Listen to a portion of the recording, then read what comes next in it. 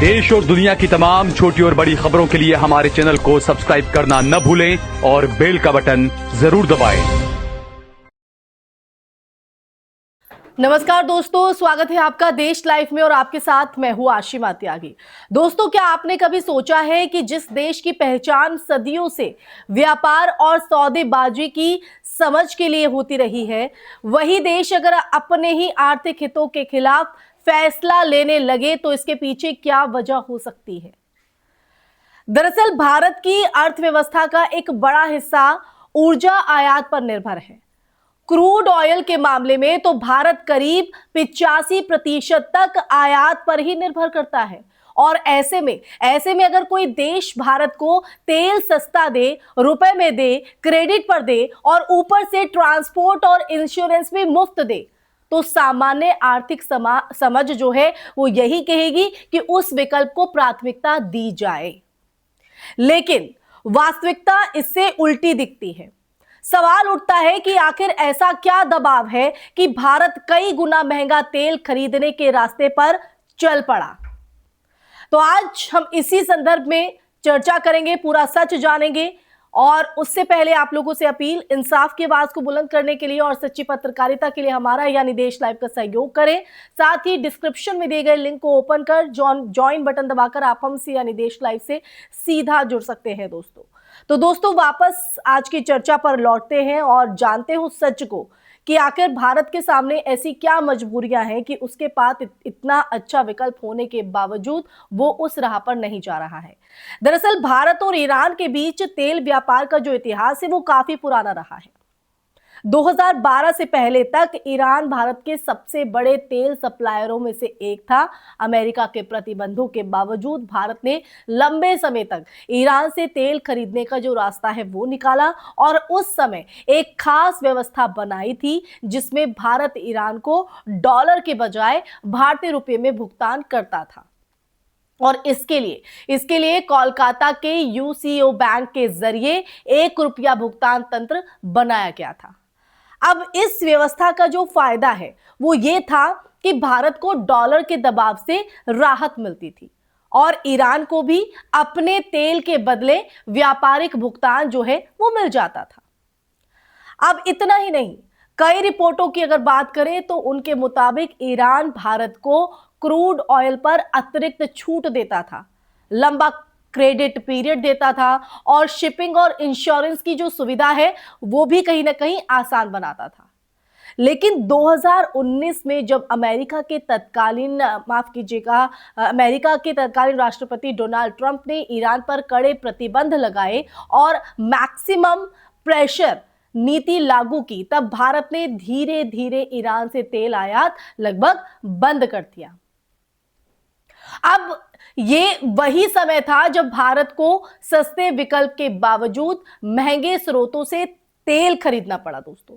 और इसके बाद भारत ने अमेरिका, सऊदी अरब और दूसरे देशों से ज्यादा मात्रा में तेल खरीदना शुरू किया। आलोचकों की अगर बात करें तो आलोचकों का कहना है कि ये जो फैसला है वो पूरी तरह आर्थिक तर्कों से प्रेरित नहीं था, बल्कि भू राजनीतिक दबाव भी इसमें कहीं ना कहीं शामिल था।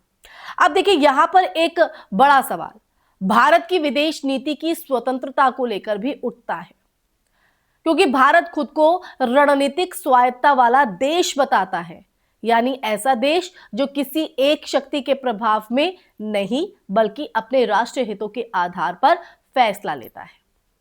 लेकिन जब ईरान जैसे पारंपरिक साझेदार से तेल खरीदना बंद होता है तो उसकी जगह महंगे विकल्प चुने जाते हैं, तो बहस शुरू हो जाती है कि क्या भारत अपनी रणनीतिक स्वायत्तता बनाए रख पा रहा है या नहीं। अब दोस्तों, इस बहस में एक और विवादित पहलू ये भी सामने आता है कि अंतरराष्ट्रीय राजनीति और कॉरपोरेट हितों का संबंध। हाल ही के सालों में भारतीय उद्योगपति गौतम अडानी से जुड़े मामलों की जो चर्चा है वो अंतरराष्ट्रीय मीडिया में भी हुई है।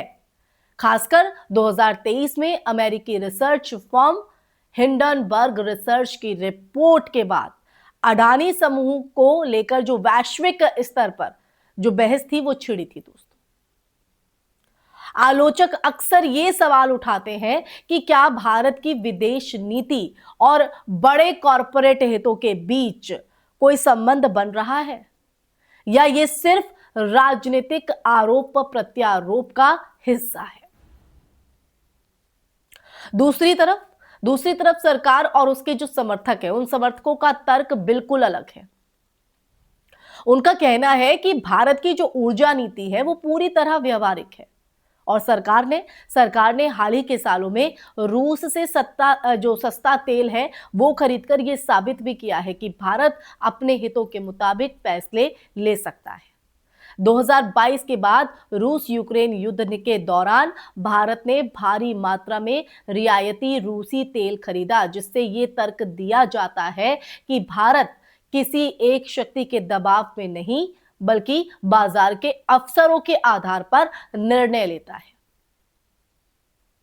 फिर भी अगर हम देखें तो फिर भी ये सच है कि वैश्विक राजनीति में ऊर्जा सिर्फ व्यापार का सवाल नहीं होती है, बल्कि कूटनीति, प्रतिबंधों और रणनीतिक गठबंधनों का भी हिस्सा होती है। अमेरिका के प्रतिबंधों की अगर हम बात करें तो अमेरिका के प्रतिबंधों का असर सिर्फ ईरान पर नहीं बल्कि उन देशों पर भी पड़ता है दोस्तों, जो उसके साथ व्यापार करते हैं। इसलिए कई बार देशों को आर्थिक लाभ और कूटनीतिक जोखिम के बीच संतुलन बनाना पड़ता है।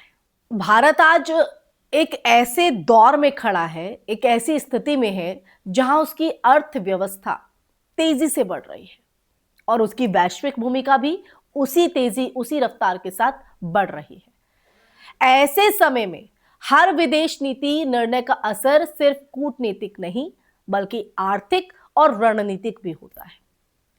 ऊर्जा सुरक्षा, वैश्विक दबाव, अंतरराष्ट्रीय प्रतिबंध और घरेलू राजनीति, इन सब के बीच आप देखिए, इन सब के बीच जो संतुलन बनाना है वो आसान नहीं होता है।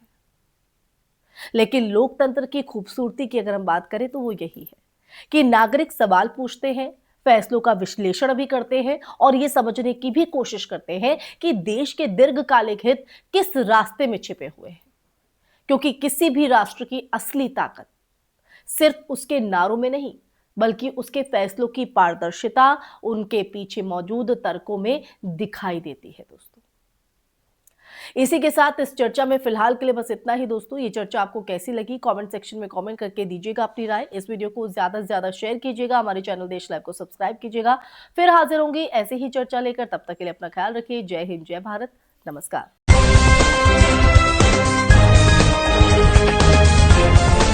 देश और दुनिया की तमाम छोटी और बड़ी खबरों के लिए हमारे चैनल को सब्सक्राइब करना न भूलें और बेल का बटन जरूर दबाएं।